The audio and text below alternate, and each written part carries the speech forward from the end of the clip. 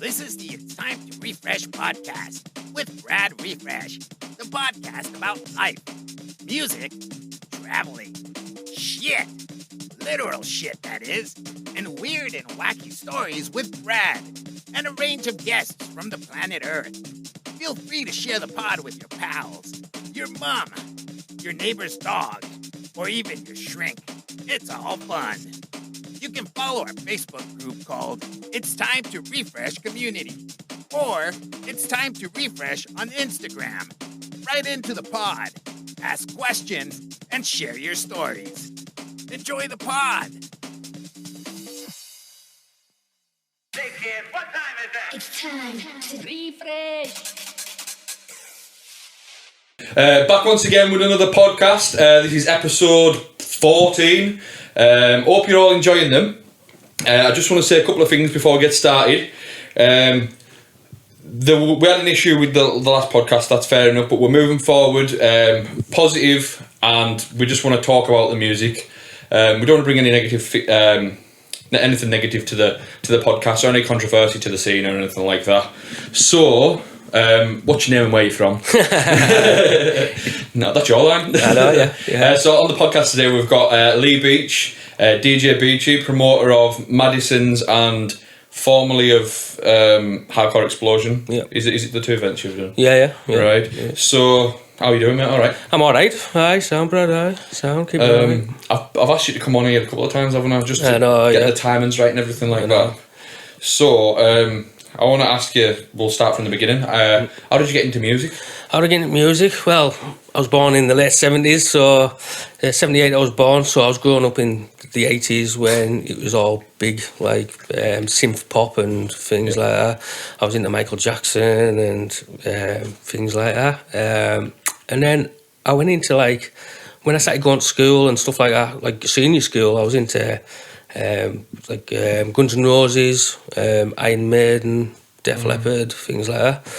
And then my dad, he used to run a youth club, Right. and one of the lads put a tape on, and it was a rave tape, and it was all just like stabs and breaks and things like that, and I was like, what is this like, you know what I mean? It was awful. My type of thing, And I think it was DJ Welly at Wigan Pier, like. Is this the one you messaged me about the other day? Yeah, Right, okay. yeah. So that's my early recollection of a rave tape, like I've ever heard, and it just wasn't me, and I was like, nah. Can you remember what the tunes were at all? No, it was just breaks and stabs, and Right. you know what I mean. And I just didn't like it. I was into my Guns N' Roses and that, you know what I mean. So I was like, Was it popular? So you said it at the youth club. Was it popular with everybody else? Is that like obviously you got put in by your mates and that? Yeah. So that was sort of coming in early 90s, right? Yeah. So from there, what happened next? So Obviously? I saw the second rave tape. I was at my mates, just on the computer or whatever that we were doing, and it must have been around 93, because it was Mikey B Fantasia, Right. and same sort of thing, breaks, stabs, and I was like, I don't like this at all, like. And then he played Entrance, Set You Free. Right. And my ears picked up because of the piano and the vocal. Yeah, it's more advertising to like a more you're not fully delved into the scene just yet. So like when you hear something that's sort of relatable because it sounds like a pop tune. But, Yeah. So So that drawed me attention basically, and I was like, yeah, that sound like. But then it came commercialised, and I didn't like Entrance and that. And then we were going into the last year of school, and the older lads were going to like Zone, and they were going to Madisons. So the tapes were getting filtered down to us at school. Right. And they were obviously getting the shout outs and things like that on the tapes, like Spenny, Paul Mandale, people like that. So yeah, like everybody started getting into the Zone, and like Chris Baker, MC Ivy, Breeze, Andy Pendle, and then there was the Madison's tapes. They started coming out. Right. So there was Charlie. So this must have been what, like 95? Did you? 95 was our last year at school. So when we were going to the local park on a Friday night, we were trying to get in, like to Madisons. Right. We got knocked back a couple of times, obviously. Yeah. We were kids, we were 16.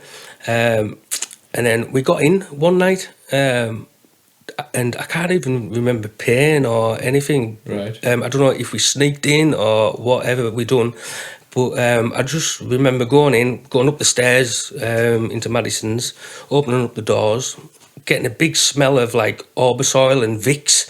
Right. Like now I know why, but but then I didn't have a clue. Like dark folk that we knew because they were older than us, and then they were raving, and it was a Friday night, so it would have been like Charlie on, like Mad J on, Jimmy, Breeze, Irie, people like that, Right. people who you've listened to on these tapes, like so. So I just out of curiosity, like, because sort of me and you been the same thing, because we'd listened to the CDs before we'd actually been to the venue. Yeah. Do you know what I mean? Yeah. So for you, when you walk through, can you picture, like, in your head, were you picturing what it was going to be like? Because obviously you hear the atmosphere and everything off the CDs. It was just. And you walk in, Like, and it's like, this is where it happens. It was just like a surreal moment, isn't it? You know what I mean? It's like the tunes that you've heard are now in your face, sort of thing. Like, and your mates who are going to the zone and like are there with the gloves on and the whistles around their necks and Proper 90s. Yeah, I like that. Yeah, and I remember, thought, right, like I'll go get a pint at the bar, and I think I asked for a pint, and they actually asked us Friday, and I went, oh, and like I freaked out and went, sort of thing. So yeah, and I think I got home about 1 o'clock, 2 o'clock in the morning that night. I was only 16. Yeah. My mum was just sat in the armchair waiting for us, like, where the hell have you been? Sort of. My mum would slap my ass. In fact, honestly, when I was 15 and 16 and I was at home, I slept the bin by like 10 o'clock at night. So I was always the first one to leave. See, if we're out in the park and that drinking, I'd be the first one to leave, like the group where you're going, oh, Monster's going to go in now. So, yeah, I think I walked in and she was sat there fuming, like, and she said, get to bed, sort of thing, like. But then because we'd got our faces in there, we sort of got in every week. But it was the same people that were going every week. There was loads of people from school in there as well. Yeah. Some of them older lads who you said were passing the tapes down. Yeah, they were in there.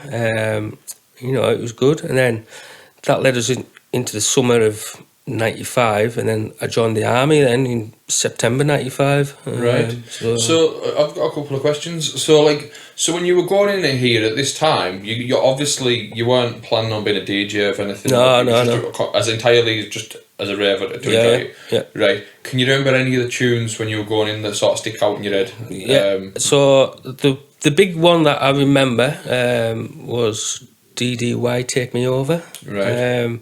It always reminds me of them days. There's a time and a place for it, isn't there? And it was a big Charlie tune as well. He sometimes still plays it, like. So DDY Take Me Over, and I always like TH Express, I'm on Your Side as well. And, right. Do you know the uplifting, pumping tunes? Like, you don't need to explain it, mate. I think everyone knows that, you know what I mean? It's just one of them, innit? Yeah. Which mix, by the way, of TH Express? Because there's the original, the Factory Team, and a lot of people differ between the two, don't they? Yeah. So the Factory Teams. What was I going to say? So we're on to sort of you joining the army. Is it something you always wanted to do? Yeah, I was in the army cadets and that, like. Right. So yeah, joined the army. Did it ever occur to you, like? So you what? Did you say you were 16? Yeah. 16. So when you were 16, did it occur to you? Oh, I can't go to Madisons now on a Friday night. Because it was basic training that, like, you obviously stuck in camp for like X amount of time. Yeah. But I was good mates with a lad called Aaron from Cornwall. Yeah. And like he was a raver too. So we used to like swap tapes and that. But because he was from Cornwall, it was more jungle, drum and bass. Yeah, it's a different. But me and him got on like an house on fire. We used to go like raving all the time together. I think we met up in 1999. We were on an advanced driving course in Hull, and we were on the same course, and we were like, bloody hell, you know what I mean? So we were like, right, let's find a rave sort of thing. So we went to what was it called? It was called Destruction, I think. Oh yeah. That's a very like a Yorkshire-based rave. It is, yeah. So we went there. It kicked off. There was loads of fighting and that, and we were like, "What is this like?" I think it was MC Sticksman was on stage when Marky G was on, and he was putting your pepper spraying people and everything because it was just going wild, and we were like, let's get out of here. And unfortunately, that was the last time I had a dance with him because he lost his life in Afghanistan, like. So, it's a bit of a shame, that one. That's sad. But at least you got to dance with him one last time. And, it's one of them things, isn't it? Like, maybe the fate brought you together. There's just, I mean, who goes on a basic training course and then in Hull of all places, driving. So from the sort of late 90s, you're not into DJing at all yet? No, so still going on the army days, like I was a raver. So once I done my basic training, I was coming home at weekends and I was dropping my bag off. I mean, I was going there to Madisons and the park or the Forum or whatever. And then I came home one weekend and my mates were like, we're going to Resurrection. And I was like, what's that? And they're like, oh, it's a big rave in Scotland. Yeah. So I was like, all right, I'll come then. So I went through to Carlisle, Pink Panther, bought my ticket, bought my coach bus ticket. We all went through to Carlisle, bus turned up, absolutely banging with tunes. And I'm like, what is going on? Like, because I'm into like Zone and like the Madisons tunes there, you know what I mean? And this is like full on hardcore, like. So you went from the sort of like 130 to 140, and you went right up, and it's banging like 170. I got class. 170. So we get to Resurrection, and I'm only like, must be about the 17 now, and we go in, and there must be between 8,000 and 10,000 people there. And the first DJ hasn't started then, so it's just people just warming up and you know what I mean. Having a crack at each other. Where are you from? What's your name? Away from? Basically. But there's thousands and there's a massive production and stage, and I'm like, what is this like? I've seen. I'm sure I've seen you put a picture up online as well. And best nights of my life. Like, it just looks to me when you say Resurrection, all I can hear is like, before a set starting and just them whistles and screaming and because they were all recorded that way, so it's like it's one of them things that it sticks out in your head, like the raw atmosphere of it. What was it like when you got there then? So like I walked in, there was thousands of people, and I was like, what's going on? Because I'm just so used to like small clubs, like you know what I mean, the park and like Madisons and that, and there's thousands of people, and I'm like, this looks amazing. And then the first DJ came on, an MC, which I didn't know like who it was at the time, but like I do now.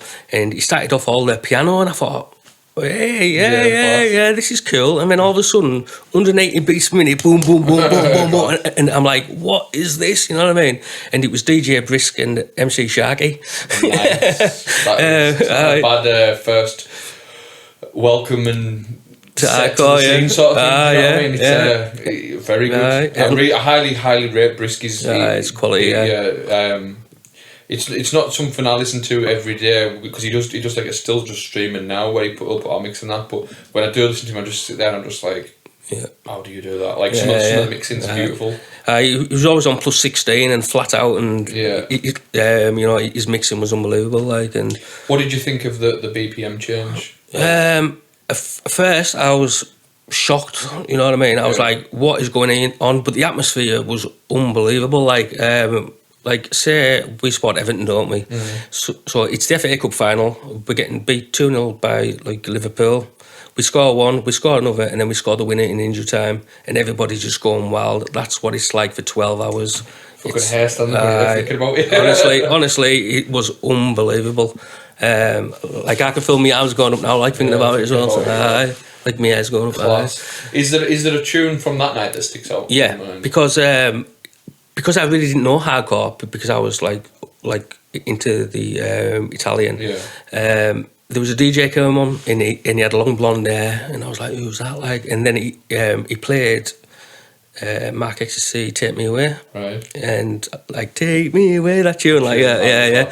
And I was like, what a tune that is, like. And it was DJ Dougal, right?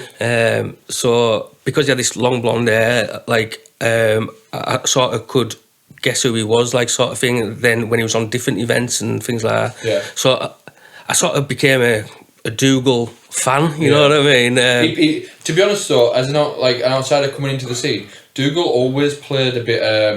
What's the word? He played a bit more vocally, a bit more welcoming tunes. Obviously, if you've seen that lineup like Resurrection, you'd have the DJs on, and someone like, say, I don't know, for instance, say like a Marky G. Mm-hmm. He's got his core fans, and but he doesn't. It's not an inviting way into the rave scene. Whereas you Dougal, and Dougal's all about the piano, strings, hands in the air type of stuff. And anyone can get down to that, can't they? Yeah. So that's why I got into like happy hardcore because of DJ Dougal. A lot of my mates were into the hardcore, the gabba stuff. I was into the vocal stuff because of Dougal. If we went to Helter Skelter or anything like that, my mates would go into the Technodrome, where it was Scorpio, producer, people like that, and I was in with like Hixie and Dougal and things like that. Class. But so you've came away from there, and you're now essentially happy hardcore fan, aren't you? So is there any other stories you've got from that night? So then I fell in love with hardcore, obviously that night. Went back to the army, and I was posted in England, and I was only like 18 at the time. So what I was doing, I was getting up on a Saturday morning, I was going into the local town, I was picking up DJ mag or like mix mag or whatever it was. I was going back to camp. I was then sitting on my bed and going through the flyers to see if there was any hardcore events on, if Dougal was on, you know what I mean. And then I think one weekend I picked up the magazine and I was going through it, and I seen Dreamscape advertised at Shepton Mallet, where they do Westfest now, I think it is. I went down to the payphone in the block, phoned up for my ticket, and drove to old school, buying your ticket over the phone. And then drove to Shepton Mallet that night, and went to Dreamscape 30, I think it was. Class. That is class. It's just looking back at it now, it's a different world, isn't it? But I was doing that every weekend, I was finding where the hardcore events were, and I was just going on my own. Helter Skelter, Hardcore Evan, Slam and Vinyl, Dreamscape, and then one lad actually he came up to us on camp and he said, "Beachy, I don't suppose there's anything on there tonight, is there?" And I said, "I am going to Hardcore Evan versus a Slam and Vinyl at Milton Keynes," and he said, "Can I come? Because I've just split up with the wife, sort of thing." So I said, yeah, come. So we both went. We went in there, and I think I lost him, and I couldn't find him for hours and hours and hours. And I thought, oh God, I fucking hope he's all right. You know what I mean? Yeah, you know what I mean? I hope he's all right because he's not a raver And then it was DJ Sai and MC Storm were on about 4 o'clock in the morning, and there's a guy in the middle of the crowd with a big bloody jester hat on, his face painted, and it was me mate. And I'm like, what a guy. I was like, oh my God, he's there. Obviously, just need to set up some stage. That's absolutely quality. Don't mind me asking, where were you posted at when you were saying you were at this time? So where were you travelling from to these raves? I was based down south, so I was based in Camberley, Surrey. Surrey. So you weren't a million miles away from everything, really. Yeah. No. You would. So so there was clubs in Aldershot, like the Rhythm Station. Yeah. I think that was Druid and Sharky and people like that, and then you got a 2-hour drive or something to Milton Keynes or whatever. It's not bad, is it? Yeah. And then Shepton Mallet was only 2 hours. Really. So, we can get to the northern events easy enough, but as soon as you get past sort of Manchester, it then turns to a long journey. You know what I mean? So you go to all these hardcore nights and that, sounds like you've experienced a lot of the good to great ones. Do you know what I mean? As I say, you Slam and Vinyl, sort of. Even Dreamscape, fucking legendary event. So were you record collecting or out like that at this point? I had decks in the army. I had some belt drive, Sound Lab belt drives, nice. Which was good because whenever there was a room inspection, I got left alone because they're fucking put the tunes on. So I was like, right, okay, fucking, you know what I mean? And I had a little hi-fi set up, and I used to do fucking little mixtapes and that So just a question. Obviously, I've got no experience with the army. I was an army cadet, but that's as far as it went. So, when you were with these raves and stuff like that, did they question you going to raves or out like that with the army? I don't know what the relationship is with it. I got the piss took out of us a bit, like, because everybody had females on the walls by the bed spaces, you know, posters of good-looking women, and I had flyers of raves, you know what I mean? Yeah, well, like, cut out to page 3, you've got the latest Dreamscape. And like the odd like Everton poster or something like that. But it was all flyers on my walls. So like moving forward from there, you continue doing this. What year did you did you move away from that, or? So 99, I got posted to Northern Ireland. I was in Northern Ireland for 3.5 years, and that's when the trance started about, I think, because like I started going to Cream and things like that. I went to Cream on the Millennium Night. Was that a ridiculous price ticket? If I remember, I remember seeing a flyer and thinking, "Wow, that's expensive for what it was." I think everyone. The Millennium was overrated for a night out, if I remember correctly, because everyone hiked the prices right up for everything. Like, because it had DJs on like Oakenfold, Fatboy Slim. It was live on Radio 1, but it had some groups on like Lightning Seeds and all that as well. Like, so it was a big event, but it wasn't me because I was into the banging and MCing and you know what I mean. But like, I did enjoy that, but and like I do like the trance, but like if I go to a rave, it has to be banging. And, like MCs going on. Place for everything. For me, I've got a whole variety of stuff that I like. I love trance music, but I know this sounds weird. If I was going to go to a trance event, I wouldn't be able to go with certain friends because I know they be like, oh, it needs to be banging. Whereas me, I can just sit there in like a state of like, just absorb it sort of thing. Like, I do keep on saying about going to a trance event, but it's just one of them things. If you want to go to one of the big productions with the, you know, obviously you feel it when you walk in the room. And same with hardcore as well. Some of my mates, I wouldn't take the hardcore event because it's too much for them. So they're really back in. There's a happy medium with everything. And for me personally, I think that going to a Cream or something like that, I'd love to have done, and I'd have just went on my own. I don't know anyone who would be like that for me. If I'm like out my friends group, that is. So when you were over in Northern Ireland, did you go to any raves? Went to those. What's the club over there in Portrush? It was a super club. It was called Kelly's. Right. And that had top DJs on. We went to Belfast like a few nights, but a lot of the clubs and the pubs were always out of bounds, like for Army lads and like all the good ones. I know it's you know time and place you were there, like sort of thing. But there was like a couple of festivals on that we got into.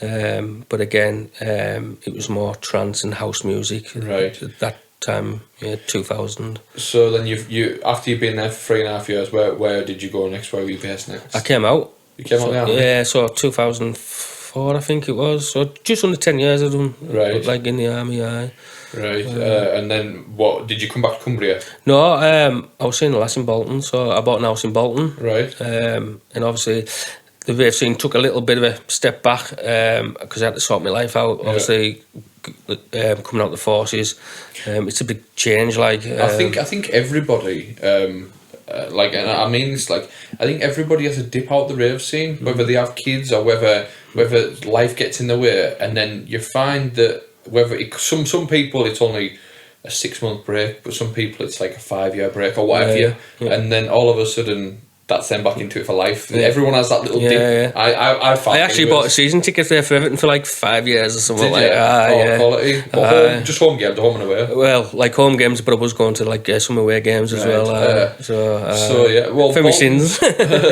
Bolton is Greater Manchester. Yeah. So it's like you're pretty central. If you want to go to raves, even if you want to go to football matches, you're sort of you're gonna get most northern games within an hour, aren't you? Really, definitely. When you think about it. Yeah, definitely. You'd have caught the glory years of Everton there as a season ticket holder as well. For me, I think in my lifetime, 04, 05, 06, 07 is legendary, like the team and everything. I don't want to get into. I always made a conscious decision not to make this a football cast. Yeah. But you're the first Everton fan who's been on, so it's going to have Same to as be you. just to touch on it. I just want to ask as well. Before we won't talk about it again, but who's the greatest Everton player of all time in your opinion? Duncan Ferguson. I like it. Same. So that's the end of that conversation. Yeah, he's just a legend, isn't he? Just it is what it is. Right. So we'll move on. When did you step back into the rave scene? Were you still the tapes and stuff when you weren't, or were you touching on it a little bit? Bits and pieces, and then I moved back to work in 2007, 2008. And me and my mates were talking about raving days and stuff like that. And I set up, Facebook was pretty new then, and I set up a group called the Madisons, which is still going now, because I just wanted to see if I could get hold of any tapes, like from back in the day. A lot of people go out seeking the tapes, don't they? It's like, I know there was a park group set up a few years ago. There was what else was there? There was like a fusion group set up, like just or even like Wigan Pier and stuff like that. Like, has anyone? I went this one night to this one place. Has anyone got this thing? And then the next minute, people are sharing the old tapes. And I think I love that good type crack, of thing. Yeah. So that was my intention, and then within days there was hundreds of people on this group, and I was thinking, oh my god. And then, cut long story short, the Zone done a reunion in 2009 at Preston, so we all went, and I was at the back, just having a dance away, and Matt Fee came up and he introduced himself to us, and he said, "Yo, Lee, who does the Facebook group and that," and we had a little chat, I said to him, we should do something like this, and he said, "Well, put it on," and I was like, "Eh?" You know what I mean? He said, lovely lad, isn't he, by the way? I was going to say, he's a really nice lad. And he's a top DJ as well, fucking Matty, so he said, we'll get it sorted then. And I was like, well, will you play a set? And he went, yeah, fucking right, I will. You know what I mean? And I was like, right, okay, cool. You know what I mean? So that's how it started, really. So your first event, can you remember when and where it was? And how did you? I know this sound. I don't want to sound like not in any condescending way, but obviously you didn't know anything about promotion. You didn't know anyone. No, I didn't have a clue about. I was a raver. And stuff. Yeah. How did you go about reaching out to people and clubs and stuff like that? So because the group was already set up, and after the Zone reunion, I spoke to Matt. I put a post on the group saying, would anybody be interested in doing the reunion? And everybody was like, yeah, definitely. So the DJs started to get in touch with me, like Charlie, Mad J, who's now one of my best mates, funny enough. And I got in touch with MC Frenzy to see if he'd be up for it. He was up for it. So, and I inboxed Chris Baker as well to see if he'd be up for it, and he was up for it. So everybody was up for it. So I was like, right, what do I need to do now? So because we don't have a venue. a venue. Yeah. So I approached Fusion. Got knocked back. So I was like, what do I do? This is going to be a nightmare. It's going to be in the Legion, or it's going to be in a social club or something like that. And then I got a bit of luck. My old mate who used to come to Resurrection with us, Dave Ponsonby. Do you know Dave? No, I don't. No. He inboxed us and said, "Do you still need a venue?" And I was like, "Yeah." And he said, "Well, my auntie owns Gallagher's in Whitehaven. Do you want to use that?" And I was like, "Yeah." So it's all falling into place. Yeah. So I went through and had a chat with them. Still didn't have a clue what I was doing. So I was like, "What's the capacity?" Blah blah blah. And then I went on eBay. I ordered 300 wristbands with the Madison's name on. You know what I mean? And they sold out within 3 days. Class. And I was like, class. And I was sat in me house with $3,000, and I was like, what do I do with this? You know what I mean? Yeah. I haven't got a clue, like. So I was like, right, I'll pay all the DJs an X amount of money, exactly the same. I'll pay the MCs all the same. I bought a CD recorder so I could do the night. Yeah. And then I put the other money into another night into the Wave Centre in Maryport, which was the second one I done. Right. So so that's how it came about. Like, I didn't have a clue what I was doing, but it sold out within 3 days. I was on the front cover of the Times and Star. Yeah. Do you know, it's what's amazing that you didn't even need to get like flyers or anything. I know. Like, that was I it. know. That's strange. Sold out like that. I couldn't believe it. And folk were phoning us up and said, "Oh, like, can I have a ticket?" And I said, "It's sold out." You know what I mean? It was mad. And then, because I was panicking as well, because it was in Whitehaven where it was a working club. Yeah, you know what I mean? yeah, but yeah. but it still sold out. It's not bad, not bad. If you struggle to get a venue, then you just got to make... Yeah, definitely. You know what I mean? That's what I was trying to say to people. Look, it's only 7 miles down the road. You know what I mean? We'll put a bus on, so we put a 55-seater bus on, and like things like that. Like not bad, not bad at all. Like it's amazing that, like, at the same time as well, because you said it's 2009. 2009, it was we're in the September midst of a recession 2009. as well. Yeah. Like, in a recession, and you can get through it. It's impressive. People must have just been looking for that escape of like of nostalgia and that as well. Yeah. Like, do you know what I mean? Like, it's one of them things, innit? Yeah. So it came to the night. Obviously, I can't even ask you about the promoting part of it because it didn't need promoting. Didn't need promoted, no. So when it come to it, what was the crack? It was just class. It was we had is it TJ bars underneath? Yeah. So we had that as a pre-party. We got Kev Clark on, I think, from Carlisle, a good piano DJ, and then we had Madisons, we had Steve Roberts, who now lives in Australia, Chris Baker, Charlie. So it was all the original DJs on. We had Frenzy on the mic. Yeah. You know what I mean? And and have you got the recordings from that night? I've never heard of them. there's a couple on our Mixcloud. Right, I'll have to check them out. So was it what you were expecting on the night, or was it more? Was it less? What was it? It's up there with my top 3 best nights I've done. Like, Nice. Yeah. So, what was it advertised as? Is it Madison's reunion at this point? Yeah. Right. So now you've done the first one. What was your plans moving forward? I know you went to the Wave Centre. Yeah. But were you going to make it into a brand? What were you going to do? No, it was just a bit of fun, really. Like, the first one was class, so we said, right, we'll do another one. And because I went to like Helter Skelter and things like that, like I thought about doing this big thing and a big theatre or whatever, and so that's why I think I first went to the Civic Hall in Whitehaven, and I had a chat with them, and I thought, no, you know what I mean. And then I went to Maryport and had a chat with them, and they said yes, and it sort of worked. So, but there was different things that I had to go through there. So I had to hire in a sound system, which I didn't have a clue about, and a bit more promotion. And I had to have meetings with the council and this, that and the other. Venues like that are a bit tougher for raves. Yeah. I know through, in the past, people hiring out Civic Hall, you've got time restrictions, you've got, like, for instance, like, they don't supply you with door staff. You've got to find your own door staff. You've got to find your own sound system, own decks, own lighting rig. You're only allowed to go in at a certain time to set up and stuff like that. It's really thing.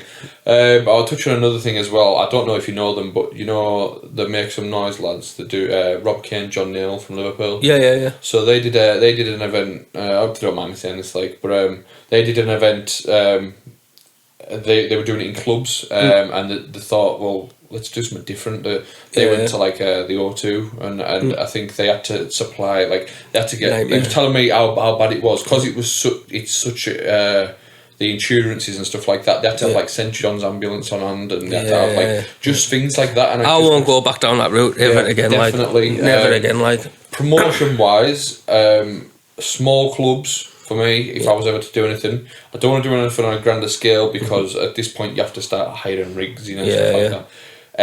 That's as far as I'll go personally. I don't know about you, but that's why I don't like big productions and that now. I'd just give us venue, dark, sound system, Class, lights, yeah. and everybody just having a great time. Yeah. So I done the Wave Centre. I nearly pulled it 20 minutes before the doors opened. This is only my second event, mind. I agreed that they would pay us some of the ticket money because it's sold out. Yeah. So I could pay the DJs and the MCs. So when I went and asked for the money, they said, no, there's no money to give you. And I was like, what? You know what I So mean? you sold an event out. How did this work? Were they selling the tickets on your behalf, or what were they doing? Right? Oh, basically, right, okay. yeah. But on one of the meetings, I said I need a percentage of the sales so I can pay the lads. Yeah. And they said, yeah, no problem. So I went 20 minutes before the doors opened. I said, do you have the cash? And they were like, no, we can't give you any cash until it's gone through the books, and we'll give you a check next week.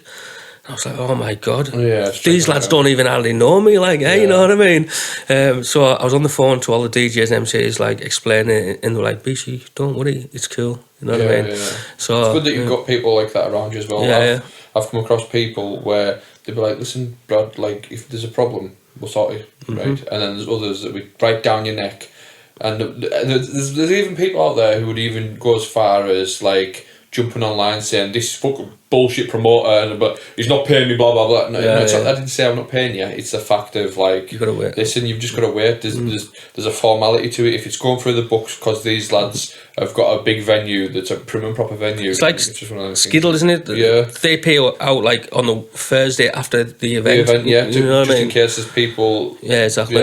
Yeah. So that went ahead, and then funny enough, I got a phone call off Fusion then. They invite me down for a meeting. Seems like you're doing well. Yeah. Even though they said no to us beforehand. Yeah. He pulled us down for the meeting. And he said, I've been seeing your events, they've been selling out. We want to put one on here. And I said, right, okay. And he said, but I want half of your ticket money. And I was like, nah. Like I said, I've got to pay the lads, you know what I mean? They come first, you know what I mean? They're working. The thing is, right, nothing against, I don't know who it was you were talking to at this point, but nothing against venues that turn you down. I've been turned down before by, we can't really have that on. And then they come back to you when it does well. It's because they don't want to take a risk because there's too many of these fly-by-night promoters who are I'm going to put a night on and I'm going to get the best DJs and no one turns up. Yeah. So they can, if you approach someone with a good business plan, there's no reason why they can't do it. So he did back down in the end, after a bit of negotiation, and he's he said I can have the door and whatever. And then he got his diary out and he was like, right, I can give you a date in Christmas. And I was like, oh yes, you know what I mean? Boxing Night, Good Friday, or whatever. And he said, I can give you the 20th of December, and it's a Sunday night. And I was like, what, the Sunday night after Mad Friday? Yeah, and I was like, Sunday night, and I'm thinking, oh my God. But people still went out on a Sunday night in town then, in 2009. So I took a chance, and I said, yeah, all right then. And this is where you need a bit of luck now and then as a promoter. I couldn't believe it. On that Sunday night, everybody was out having Christmas parties and work dues and everything. Nice. So the club was absolutely ram full. I couldn't believe it. It worked out for you. Yeah. That is really superb. Good. So this was event 3 at this point. Yeah. Right. So then he obviously seen that rammed. He made a fortune on the bar or whatever. Yeah. And he said, right, you want to come in every other month and put a night on it for us, every other month. So I was bringing up Andy Pendle twice. Who else did I book? Barry J. I booked Dream Frequency for a live PA. And I can remember seeing these flyers, you know. Yeah. Sort of 2010 time. Yeah. And and then it sort of, because it was happening that often, people got sick of him. Even myself doing it as well. So they sort of died down, and then we had a night on, and what's he called it? Derek Bird went on a rampage, and that virtually just killed our night because nobody was getting in taxis that week, and this, that, and the other. Jesus. So that basically killed our night. So what year was it? 2010. 2010. Fusion. Fusion. I could remember this. So after that, what was your thought process then as the day had down? I've been in the same situation. Don't get me wrong. I was putting on nights and I was doing it. I was trying to do 4 a year, and then but before you know it, people's asking you to do this, coming up with ideas, and then you're like, oh, we're doing one a month at this rate, and it's like it's a bit overkill. I was getting off at different venues and that. Yeah, that's the thing, isn't it? So that's what I was doing. I was putting them on in different venues then. Like, we even had a first anniversary for the reunion and that in level 2. Right. We put one there. Where Soup is now, it was called Jelly Babies. We done the opening night there. I remember that as well. Yeah. The bloody speakers set on fire and everything. It was like mental. So that was Jelly Babies, like 2011, wasn't it? Something like that. Yeah, 12,000. Yeah, something like that. Yeah. Right. So at this point, are you thinking I'll just have a bit of a break from putting the events on, just to build the excitement again? Yeah. So and then I was mixing with the lads like Mad J and a couple of other lads, and we were playing hardcore and that. And I was like, so are you DJ at this point? Yeah, you just on the thing, like just as a hobby. You know what I mean? You know, like I was never playing out at clubs or out like that. And then it was actually a Mad J that took us to one side and taught me professionally, like how to mix professionally, and you know what I mean. He took his time out and. I was sending him like my mixes, and he was knocking them back every week, saying, "No, it's shit," you know what I mean? And I was like, "I want to kill you!" Like, I just want to get into this, by the way. When I started out DJing, a lot of people were like, none of my friends wanted to be a DJ. I done it just because I love music and that. And nobody taught me like these beats, intros, bars, beat matching, and all like that. I had to learn it all myself. To have somebody to criticise you, I was Ash. I think it's fantastic. Like, and he's like, because he's teaching you as you're going along, and he's not filling you full of shit, saying, "You're doing great." It's just like, come on, you need to be better than this, and one of them things. I really, really like that. Big fan of that. So he helped us professionally with mixing and that. Obviously, I could beat matching that, but he helped us professionally. And then I was like, should we put an hardcore event on, like, you know what I mean? And that's where we started Hardcore Explosion. This is where I first heard of you, I think. So it was in my flat.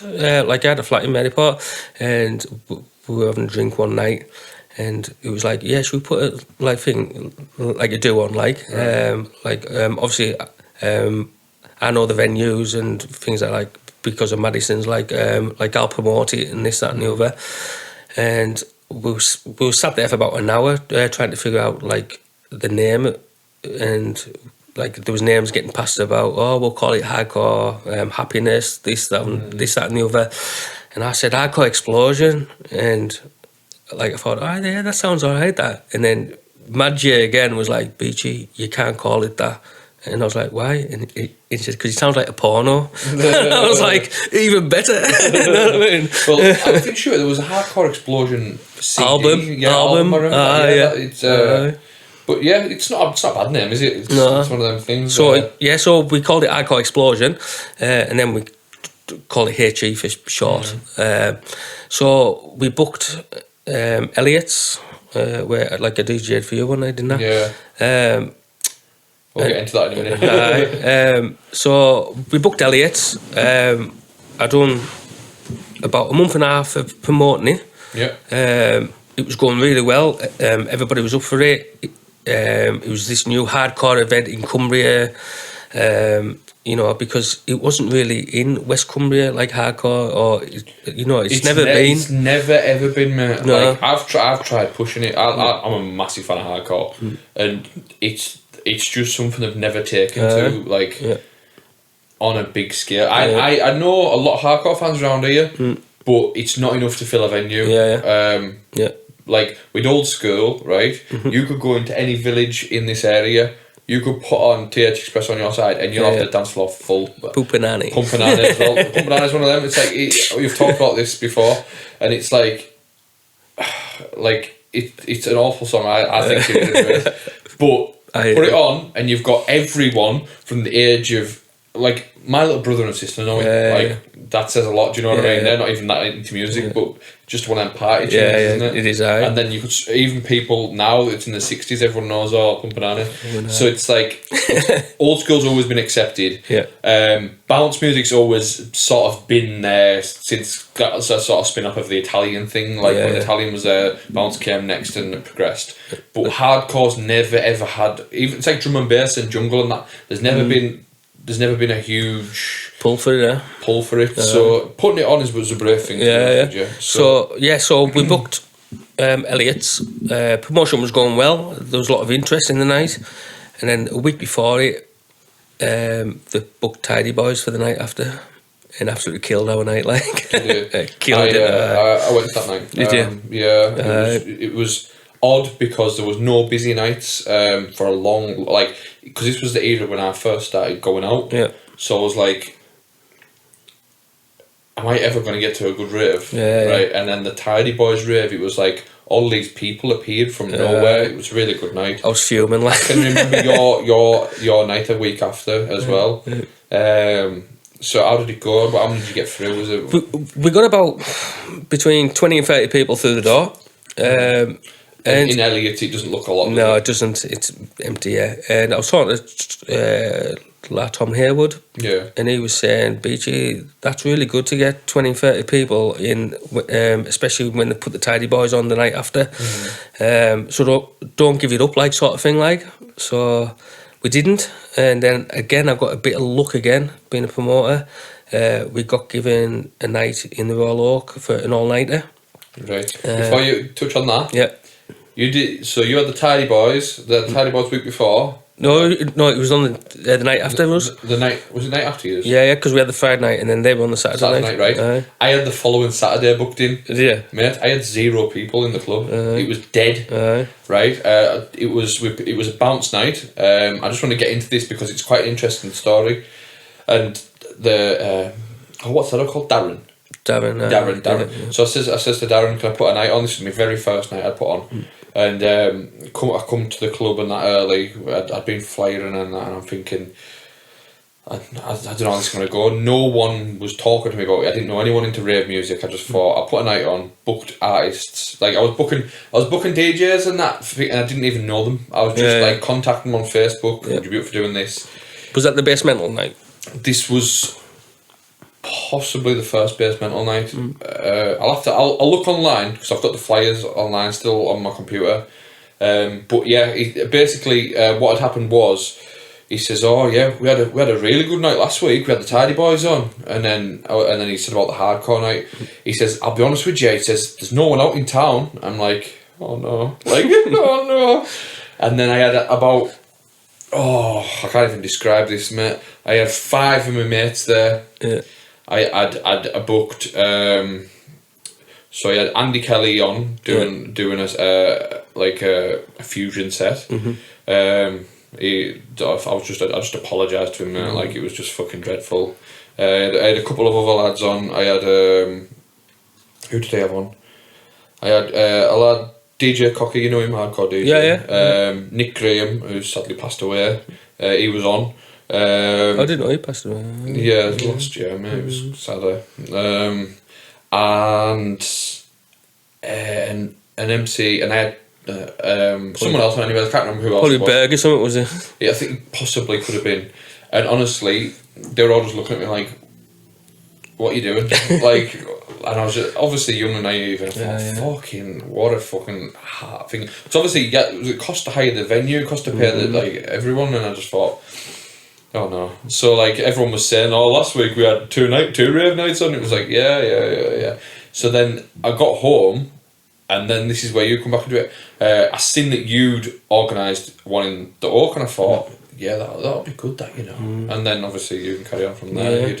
You got the Oak, and it was more fitting for your nights too. Yeah. So that was the lucky break that we got with it. So I booked like like a Matty bass driver from Barra, who plays HID and things like that. He came up. He brought like a busload up with him. I had Millsy on. I had the local lads on as well. Tom and that on as well. Tom and Yuki. Who else did I have on? I had Mark Cockburn, like you just said there, like a cocky. I had an MC on. I done a competition as well for like a guy. So it was like 12 hours I had to fill or whatever. Them all nighters, but it was good. It was good. You wouldn't get that nowadays, but like that, I loved the Oak. It's like it's not a great venue. No. But it's a sweat pit. It's really good. When the right clientele were in and everything like that. Like I can remember going in, and we went to Top Gun night. It was like that Farrell and that on, and then there was like a few local lads and that on as well. And honestly, the fire alarms were going off, and everyone was just like chanting the fire. I think I remember like seeing it on Facebook or something like that. But it was such a good venue that, and they had hard house nights on there as well, and it was just like a bit of everything. So you'd run your first night in there. Did you get many through the door? Yeah, it was chocker. And then bass driver went on, and he played a classical set, and like folk were going mad to like Shooting Star and things like that. Like you know what I mean.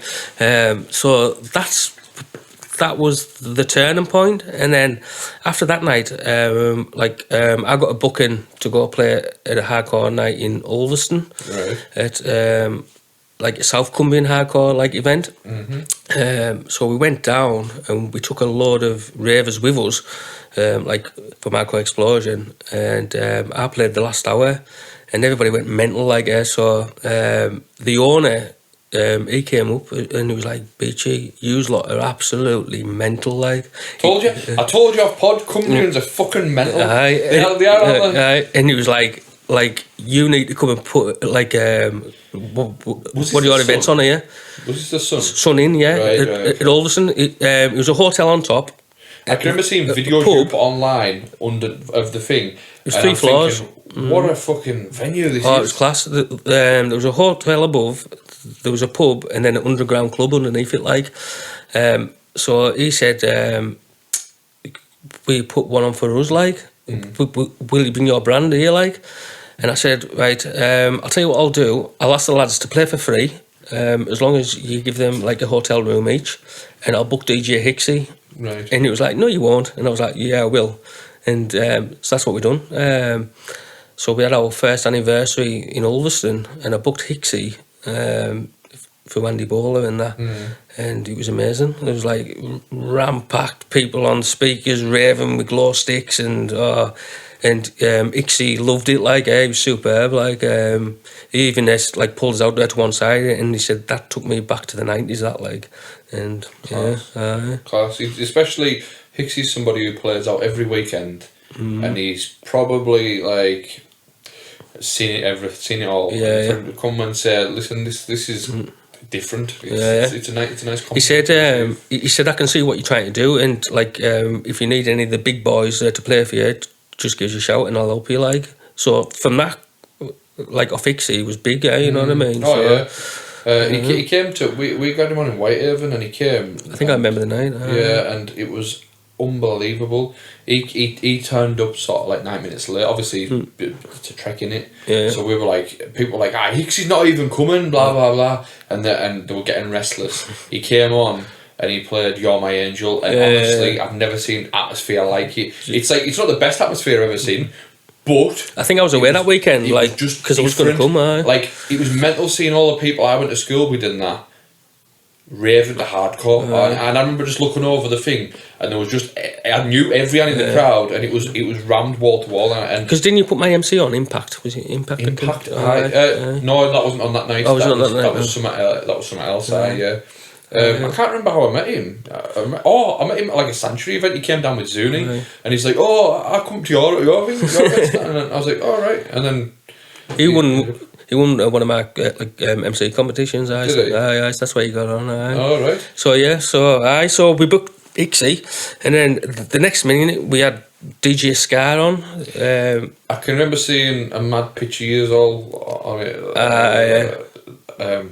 wrecked a bit. Yeah, was it in the hotel room? Yeah. I seen that, Yeah. Looked like a wild night. Yeah. I really highly rate Scar, by the way. She's a good DJ, like, she's sound as well. She doesn't know this yet, but I'm going to ask her to come on here. Oh, spot on, because she lives in the UK now, doesn't she? Yeah, she does, She come over from Australia. She's sound. She loved our event as well, like. Whole different vibe, isn't it? When She actually poured a full pint over Jimmy's head, like, steaming. class. It was fuming.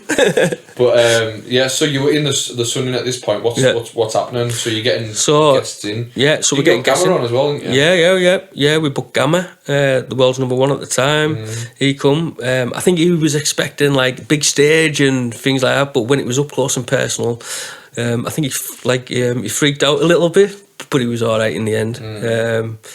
I was getting the lads over from North East, Haston and Bass, Chris Bass. Right, I don't know them lads. You know, Derek Haston is a big Makina DJ, or what it's called. I'm not sure. Spanish Right, DJ. what were they coming playing hardcore? Yeah. So and Bass was MCing. He's actually MCing this September for us. So and who else did we book? We booked Stu Allen. Right. He done 2 floors. Stu's a really nice guy as He is, well. Played him a couple of times, and I remember meeting him for the first time. I was playing in the Telford Arena for a hardcore night, and he came and played like sort of his style hardcore, and I sort of introduced myself, had a crack with him, and then I thought that was the end of that, whatever. And then we went to Unity. I always talk about this in the podcast, like for whatever reason. Unity was always a big holiday for me. I loved it. Unity in the sun, so it's like old school drum and bass, jungle, hardcore, whatever. And we went to the one of the parties, and my missus is in a massive raver, so she was just enjoying the sun and drinks, chilling out, and then enjoying the music when it was on. And she loves Stu's set, and that was like he was playing Forful, and Stu come over and he was like, sort of pulled to one side, and he's like, "How you doing, mate? You all right?" And I was thinking, I didn't want to go up to him and think he recognised me, and I was like. It just shows a genuine bloke. He was just like, come up here and sit up here. And we were sitting up by the DJ box with him because he knows that he sort of knew my missus wasn't into it yet because she had a few drinks. So he was like, and then honestly, such a night. We stood and watched him play his set, and I was just thinking, what a fucking genuine bloke. Like, well, he was on before me, so I always say that he was my warm up DJ. No, honestly, but Stu Allen in Ulverston, like not many can say they brought him to Ulverston. You know what I mean? And then. The venue owner Scott, he was putting his own stuff on as well, and he was booking me to DJ there. He had the Dewey Riot up there. Did I do a Madisons on tour night there? Yeah, I think I did. Yeah, like I done a Madisons night there. We done an Hardcore Explosion night. You did a Versus night, didn't you? Yeah. And Revive night, which was the bar at Old School night. Yeah, I remember Revive. Yeah. So the Revived was upstairs in the bar area, and the Hardcore Explosion was down underneath. Like, right, nice. So what sort of numbers were you getting in? Like, was it because it wasn't a massive venue, was it? No, it was more like a sweatbox. It was about. Do you know the size of like Soup's dance floor and that? Like, yeah, it's about the size of that. So you getting about 150 in at least. Yeah, it's not bad, is it? Not bad. It's a good atmosphere. Yeah. So let's move on now. So you're doing the hardcore stuff at in Ulverston and stuff. We're not really doing stuff up here. There wasn't really a venue, was there? Really? We done one in Carlisle. We put DJ Magical on. Yeah, I can remember that one. Yeah. That was a Versus night, wasn't it? With Chris, the promoter from Chris Carlisle. Yeah. I remember seeing the flyer on it. How was that one? Was that alright? It was alright, it was a good night. So, and then from there, you sort of went quiet for a while after that, didn't you? I put one in Workington, Vine Bar, and I booked Sai for that. I remember that now, yeah. And he done a 90-minute set for us, because it was my birthday. Absolutely top guy, Sai, like... And that was rammed. I've seen videos and pictures from it, like. And like everybody was inboxing us and that, and like folk I don't even know saying that was the best night out. I've had him working for years and things like that. Yeah. So yeah, we done that, and then I put one on just as normal lads, and it wasn't as busy. And I thought folk were just coming for the headliners, like, which is fair enough. It is. You know what I mean? Yeah. But then. things happening in life, and I took a break. You took a break. Yeah. So then, what's kicked off over the last few years with you coming back? Like, what had you just had the desire to bring old school back for? It's funny, which I'll get onto, but before lockdown, I met Charlie in Carlisle, and I was talking to Jimmy all the time as well, and we said, should we do a 25th anniversary for Madisons? And we were like, well, we won't do it this year, we'll do it next year. So we planned it, we promoted it. It was virtually sold out, and then COVID hit, obviously. Ruined a lot of plans, didn't it? Yeah, so that was booked for May. I was waiting and waiting and waiting. It got to the week before, and then I had to press stop on the skittle, basically. You know what I mean? And everybody got issued the refunds, and it was heartbreaking, because it took 2 years to get to that that point. Did you have the fever back for promoting though? Like, did you have the? I got it back then. Yeah. What it was, because we cancelled it. What I decided was we were going to do an online festival. What everyone was doing, wasn't it? It was that was the. We were one of the first ones to do it. Yeah. I think I seen one by Jason Fubar, and I thought that's a good idea. That. And I'd obviously done a few lives on my hardcore explosion events. So we set up a Madison's 25th anniversary online for charity for West Cumbria Hospice at Home, with Lisa Johnson was involved with that. And we raised 1,500 quid. Yeah. Considering there was no one in the same room. Yeah, exactly. And that sort of got us out from being in West Cumbria to further afield, because people were logging on from Manchester, Bolton, whatever, Newcastle, whatever, and then so because the scene was DJing and stuff like that, they were asking for more lives and things like that.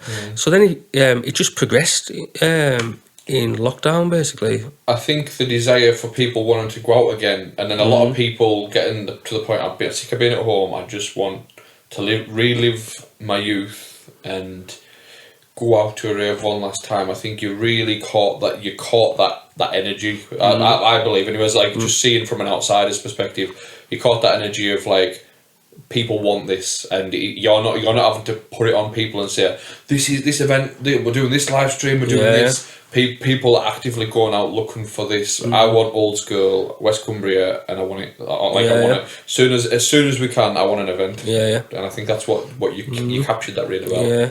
So it's been a big success for us. Over lockdown, that got us out further than Cumbria. So what we done every time there was a lockdown, we done a festival or we done something for charity. We raised just under $4,000, you know what I mean, which is unbelievable for various different charity, and especially when people are skint as well in lockdown as well, you know what I mean. It was unbelievable. So we planned the 26th anniversary for last year, and it fell again. A bit of luck, which is what you needed promoting, which I've always said. Life, mate. That's what it fell the week after the stop lockdown. Everyone would have wanted out. It was rammed. It was brilliant. That's got to be in my top 3 as well. I think everyone's first event back coming back, there was a special magic in the air. Like freedom again. And I think once we opened up that time, we knew it wasn't going to be that, no one's shutting us down now, so this is one thing. So you've progressed now, and then you're back doing the events. I think you've got a nice happy medium. This is again from an outsider's perspective. You've got a happy medium where you're not hammering the events every month, but you're making a Madison's an occasion. Yeah, definitely. So is that what you're trying to do? So I done definitely. I done the 26th anniversary, and then I wasn't going to do another one, and then everybody was asking for one, so I done one in November. Right. Bonfire night, and I was thinking, people don't want to come because it's bonfire night. They've got pets, they've got grandkids that they'll be taking out to bonfires.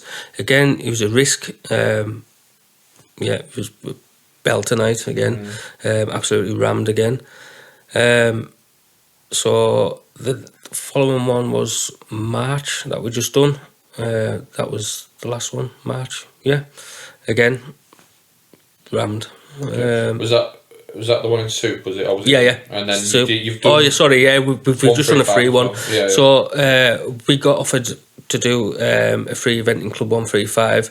So because of everybody's help in lockdown and a payback giving, party, basically, yeah. So we put that one on in Club 135, and again, it was a brilliant night. Excellent. So, have you got anything coming up now that you can plug this now if you want? Right, sound, yeah. So the next one's the 27th anniversary in September, Saturday the 3rd of September. Is this announced? Is this live and everything? Yeah. Right, so it's in Kukushka nightclub, which is formerly Electric Soup. Yeah. Right, okay. Saturday the 3rd of September. We're doing it as my birthday party as well. Mm-hmm. So because my surname is Beach, we're gonna have a beach party. Nice. So beach theme. Yeah, beach theme. So there's gonna be like balls, inflatables. I just want to say as well on the thing. I seen a promoter put up online the other day. What attracts you to a party? For me, right, I like extended sets, right? So I don't like these stupid 45-minute back-to-back sets like where a DJ plays 3 tunes. Not a fan, right? There needs to be more extended sets and there needs to be more themed parties. I'm telling you, nothing sells an event to me like a themed party. This is our first one, like. But if you go in and there's decor, it's like someone's clearly made effort. Do you know what I mean? Yeah. And it sticks out in your mind as well. Like. There's the events that stick out in my mind where promoters have set up like something on the stage or some, do you know what I mean? It's something where it's like an aesthetic where you're like, oh, remember that for life. Well, I've never been into like big productions. Well, like I said before, small dark room, light, sound system, good times. So this is a bit of a thing for me because it's going to be my first theme night. It'd be good. It'd be really good to just get like a little. Yeah. So we're going to kit the club out. Like I've spoke to Luke, the owner of Kukushka. We're going to kit the club out. We're going to get inflatables for everybody, and it'd be good crack. With my nights, it's always fun as well. Yeah. You know what I mean? We have a laugh and, a good time. You need to, As soon as it's not fun anymore, you stop. That's what it is. Some people are too serious on their events. We're not like that, you know what I mean? It's all about the fun for us. Question as well. I've got a question. Will there ever be a return of Hardcore Explosion? Funny enough, I went into lockdown thinking I was going to start doing hardcore again. Right. And I asked Jimmy, I said, do you want to do a back-to-back like hardcore set? Like I'll do half an hour and I'll send you, and then you mix out of my like a tune and do half an hour. And he declined the offer. And I said, well, come on, you've got to do something. And we ended up doing an old school event mix. So that's how we got back on like Get to Madisons. But I did go into lockdown thinking like I was going to do some hardcore. Never say never. We won't say it's never say never. Never say never. Unless you want to do one with us and we put one on. Yeah, I'd happily do it. I don't mind putting my hand in my pocket and getting someone worthwhile as well. Like, do you know what I mean? Yeah. Because it's something that I know for a fact we wouldn't get a great turnout because hardcore's not massive, but the ones who like hardcore would genuinely appreciate it. I was going to do an hardcore mix this weekend or next weekend. Like actually, I was going to. Right, so we'll just tie this up for section 1. We'll see you in 2 minutes. Right, back again for section 2. This is some questions from the public. So just remember, if you want to ask some questions to the podcast and to the guests, I don't announce the guests prior to the podcast. So what you do is, if you just want to ask questions that's not directly at one person, and we can give you thoughts and everything. So getting into this is questions, and this is from Sean. Hi Brad, loving the podcast. Found it on the Andy Kelly episode and been listening every Friday since. My question is, since you've touched on Italian and old school, I just want to ask you, if there was only one old school track that you could listen to for the rest of time, what would it be? Having you on, it's kind of worked out well because we've got somebody who's a promoter and a DJ in Italian. So It'd have to be between two, which would be TH Express, I'm on your side, Everyone's or first, I think that's what Mastermind DJ to Party, because that just takes you up there, I think.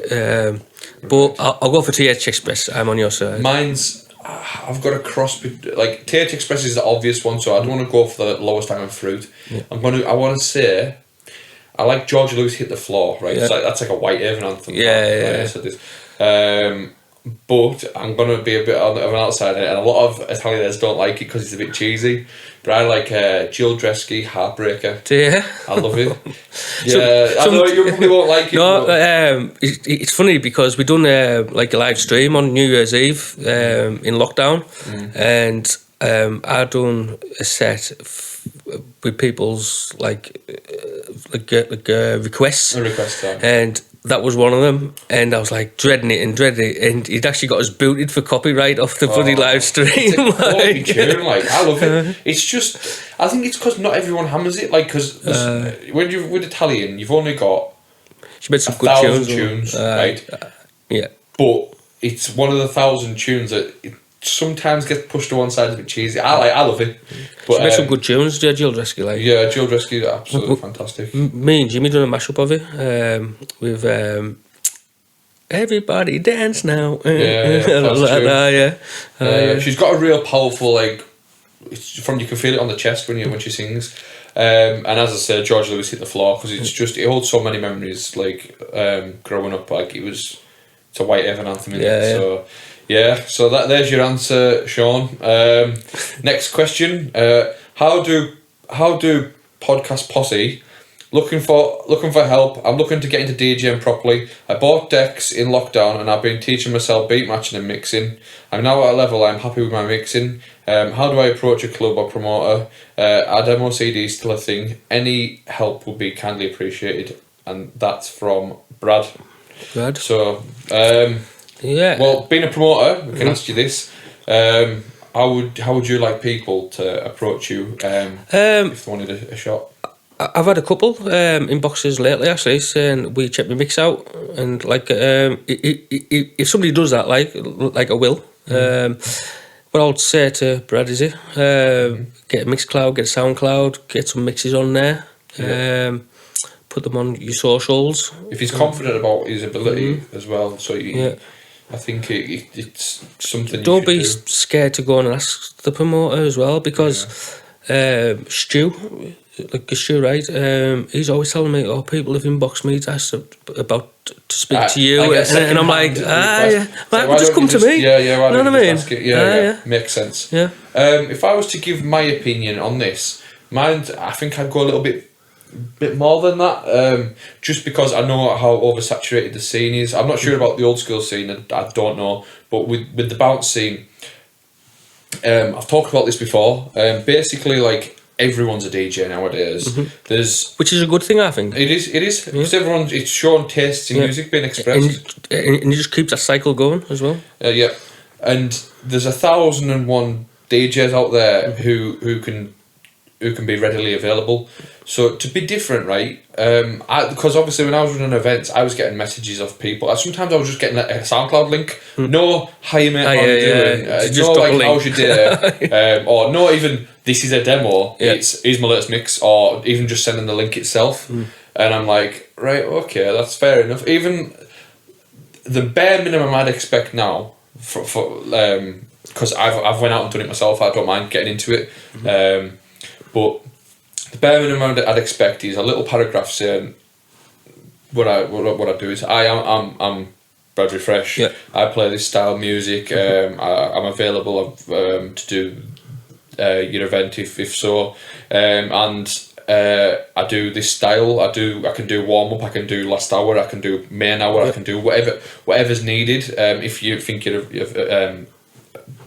can do that, and that's the minimum I would go. Nowadays, I think if you want, even back in the day, I'd keep it old school. I'd get a demo CD or a USB. I'd go to the event, show your face. Showing your face. Like, put it this way, I've had probably 50 to 60 demos online of people for my event. Right, I've had about 5 in person. I can remember all 5 of them because they've came and they're like, I'm so and so, and you put name to face, and it's a real life experience. And I'm on the other side of that, where I go to events. I've went to events specifically to hand out demos. I've went and right, I like that event. So for instance, I got on Sanctuary. That was my sort of like, I've always wanted to be on it. I grew up listening to their CDs. There was a lot of Italian mixed with a lot of hard house, a lot of bounce music. So I was like, this is me. So the first chance I got, I was 15, 16, and I was inboxing the Sanctuary page saying, I've got a demo for the competition. And I thought, I was even thinking then, this isn't enough. I need to get in front of them and say, I'm me. This is what I'm about. So I luckily got on through the Facebook competition, and this I don't mind telling the story as well, because it's a negative towards me, to be honest with you, but I don't mind telling it because I grew from it as a person. That sounds deep, but it's not. Basically, I got put on the deviation comp in 2012. And I didn't drive at the time. I was only 15, 16, and I had a lift all sorted for the event and that. And then the last minute, the lift pulled out. Unfortunate. Tried to get trained to get, but we wouldn't be able to get there in time. It was impossible. Tried everything rallying round. And I messaged to apologise and saying I couldn't be there. And for 2 years after that, I was totally. I was trying to send demos into Sanctuary, nothing, no reply messages, and I thought, do you know what? He's probably right. Like he's said, he's a slot for you. You've not turned up, and that's it. You've sort of thing. So I had to really graft at getting back onto there. What I was doing, I was going to I was going to the events in Blackpool and the events in Workington, Carlisle, and I was going with a demo CD every time, saying, "Listen, I'm doing this. I'm handing the CD in. I'm Brad, so and so." And then we'd sort of getting to know him. Every time we see him, like, so I handed a CD into the girl on the door. The first couple of times it was. One in Blackpool, I think it was his missus I give the CD to. Don't know if he ever got it. Give it to the ones in Workington. I gave one to him, and then I went again and gave it to the girl on the door. And from there, still nothing. And then I thought, I'm going to approach this a bit different. I recorded a warm-up CD where I played 135 to about 145. I finished it, so it would have been a perfect thing for the next DJ to come on and they could play an average Sanctuary night. So I played all this warm gear, a bit of everything. I put a bit of Italian in there, a bit of hard dance, a bit of bounce music, a few of my own tunes, and then I took it through and I thought, right, I'll keep trying after this, but I'll just try this and it might think. And I gave it to him. I said, listen, this isn't a typical demo you'd expect of it, an hour of banging music. This is a warm up set, because if you're looking for a warm up DJ, I'm there, like or something like that. And then I got a message. He's like, listen, I'm up in Workington. Do you want to come on? And then from there, I've played consistently since then for them. So be consistent. If you're starting out, you're looking at getting clubs. There's no harm in introducing your face. And that being said, I've been going to events for years now. I went to Sopranos to hand in a demo. I took a big bag of CDs and went around the club and handed them out. Didn't hear anything back from them, so you can't expect to hear anything back. You can be disheartened, but definitely carry on. I did them in at BTID. I gave Ricky and I gave Martin USBs with all my productions on and everything like that. Never heard back from them, so it's just one of them things. You can't expect to probably get a lot of demos, but there's no harm in trying, is there? Yeah, definitely. And then I've been to Bounce Heaven, where I gave demos in there. I got a gig off the back of that at Bowlers, so that was another thing. Good, and then unfortunately the brand died after that because he pissed off and never paid everyone. So that was the end of that. So I was always looking for a foot in the door with regards to it. Like, I imagine if someone come up to you at a Madison's event and said, he was called Brad, wasn't it? Yeah. I'm Brad. I'm an old school DJ. I play a variety of synth and I play piano and that as well. Here's my demo of my style. I'd appreciate any feedback, and if you ever need a DJ, I'm there. Put contact number on, or Facebook, your name, or whatever. for me, like, industry standard. One of the lads done that,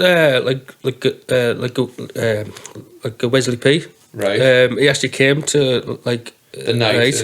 and for him to come from like Bolton, like all the way to Workington, I thought, well, there's an effort. You know what I mean? So yeah, you can have a say. So for me, I'm asking you, like, as a promoter, it sticks out in your head, doesn't it? Yeah. Like, is it the conscious effort you've went, fucking hell, he really wants to be part of this. Yeah, definitely. So he showed up, and there's your answer. And that's from a promoter and a DJing side of things as well. If you really want something, don't be scared to go out and do it. Yeah, like, definitely. Yeah. Like, you live once, like as well. Yeah. Like, if you want it as well, and you don't know who the promoter is, this is another thing. If you don't know who the promoter is, Facebook's readily available nowadays. Yeah. I could, if I wanted on at Madisons, right, I'd write Lee Beach, get on there, right, or I'd go to the flyer and you'd find out who the promoter who's pushing the flyer. And that. Yeah, definitely. Right. So you go on your profile, right? He looks like that. Get my demo. Look for you in the club, and you're gonna be there because it's your night, isn't it? So it's a bit like my new resident, Leaky. I didn't even know him before the lockdown. We were doing a versus night in lockdown, like online. He stepped in for Matt Fear because Matt had COVID, I think, and he was superb, like DJ, and his attitude, that counts as well. His tune selection was bang on, and I phoned Jimmy up and I said, like, are you listening? Like, get to this guy, and he said, yeah, and I said, he's superb, him, and we need like a new piano DJ. So he filled the role for us. I find as well. I don't know Leaky, by the way. I don't know him personally or like that, but I always find what really helps. Don't have an ego and attitude. Yeah, exactly. I will not book anybody with an ego. Don't come and go, here, I'm the next big thing, me. Look at me, I'm, like, just go and say, listen, if you get a chance, can you listen to this? If you're going with an ego, people won't even, they'll probably just put it in the bin. Yeah. Well, I would. I won't entertain anybody with an ego. I prefer, because of my army background, I'm big on teamwork, and I expect all my DJs to work as a team. Yeah. If I see anyone calling anybody or slagging anybody off for using vinyl or digital or whatever, see you later. Standard. I think that should be throughout the scene, but it's just one of them things, isn't it? Right, next question. Alright, pal, I binge watched all the podcasts after listening to Kenny's episode. You sound like you've been to a few spots. What's your favourite and why? I'm only asking because I'm wanting to take my bird somewhere for her birthday and I know Nout. That's clearly a Cumbrian. I know Nout. And that's from Brandon H. So I would say you're a well-travelled lad, are you? You've gone to all these raves and stuff. Yeah. Is there anywhere you'd recommend? Like Resurrection, but obviously Ingleton. Are you a travelled person? Like, are you? Yeah, with the army and like work as well. I'm all over the country with work as well, week in, week out. Like, as you've probably seen on Facebook and that. There's nothing wrong with going to the lakes, by the way. Like, I know, right on your doorstep. Yeah. For me, I'd have to. Liverpool's a good place to go. Liverpool, we went there last weekend, and honestly, my favourite city in the UK. I like Manchester for shopping, but Liverpool for activities and night out. Like, they're such nice people as well. I like Hull as well. Hull's a good city. Never been to Hull. Yeah. Is that sort of similar vibes? Is it? Yeah, some good nights out there. If you're going to go for a night out and you want to impress your missus, right? My missus went to uni at York, right? And I've mentioned this a couple of times on the podcast. York is... You can blow someone's mind for cheap in York. It's a quite expensive place, but when you're there, like, there's some really nice restaurants. And if you wanted to, like, woo her, right? Like, I'm just being honest there. If you wanted to woo her, I'd recommend going there because it looks quite elegant, some of the stuff. Like, and it's a good night out as well. Well, I've just got into, like, a new relationship with Lisa, so I'll just make a note of that. Like. Yeah, I'm telling you, York... she'll be blown away. She won't. So that's where we're going, Lisa. Yeah. Right, and that's all the questions for this week. The subject of the week was being a DJ in 2022, but I mean, what we've talked about in handing demos and stuff out, it's like we've covered most of it. The only thing that we didn't really cover is so social media, DJing, and networking yourself. Social media is an essential now, isn't it, nowadays? Definitely. There's DJs out there who are very, very talented people. Yep. But if you're not putting mixes out on these platforms, no one's going to hear you. It's like what the late Kev Williams, like my old mate who was DJing, died. When I was starting off as a promoter, he said to me, Beachy, not all the big names are the best. You know what I mean? Yeah. It's true, like, it is. Yeah. I know DJs out there who are just bedroom DJs, and that's better than I'd ever imagined. Yeah. But the thing is, they just don't push themselves, and sometimes you see a lot of people online get disheartened that they're not on this gig or not on that gig, and it's just simply because that person's went and tried to get on the gig and or what have you. You know what I mean? Like it's not always based on skill out there. Sometimes you've got to have a face where you're like, listen, I'm here, put me on. Like if you stick around like a bad smell for long enough, people will learn to love you. Like, that's what it is, isn't it? Definitely. Like we're going to events, and I see young lads now who you can tell that they're budding things, but you're guaranteed every event they're there and they're in support, and it's like, you stick around long enough, you'll be on the events. Like it's nice to see. More so since lockdown as well. Lockdown brought a lot of people back out. Yeah, definitely. But you can't expect, like, I don't know. Let me see. But you can't expect the owner of Creamfields going, hey, what's that coming from his bedroom?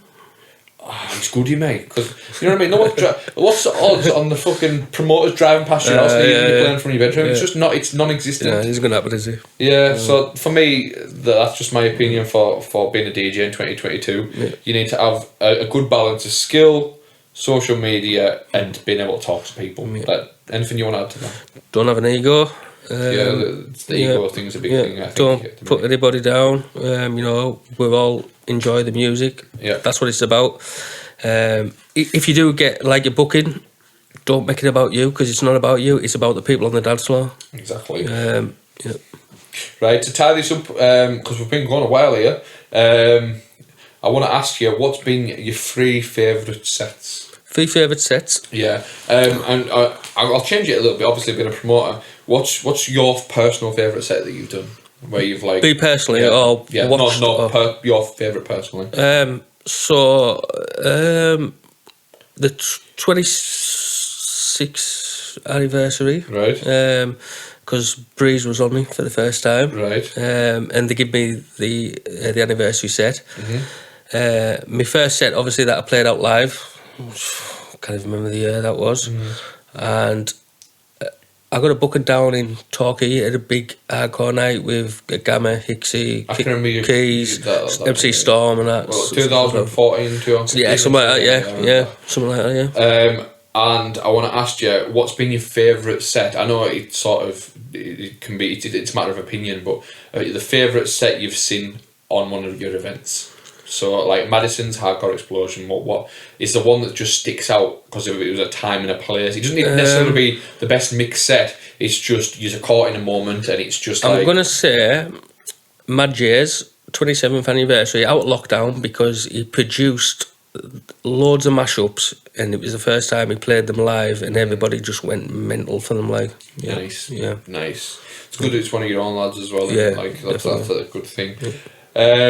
I want to ask you, right, I haven't asked many people this one. Of all the places you've been during sort of your life, or all the sort of events and your festival, like your resurrections and stuff like that, what's been your favourite venue?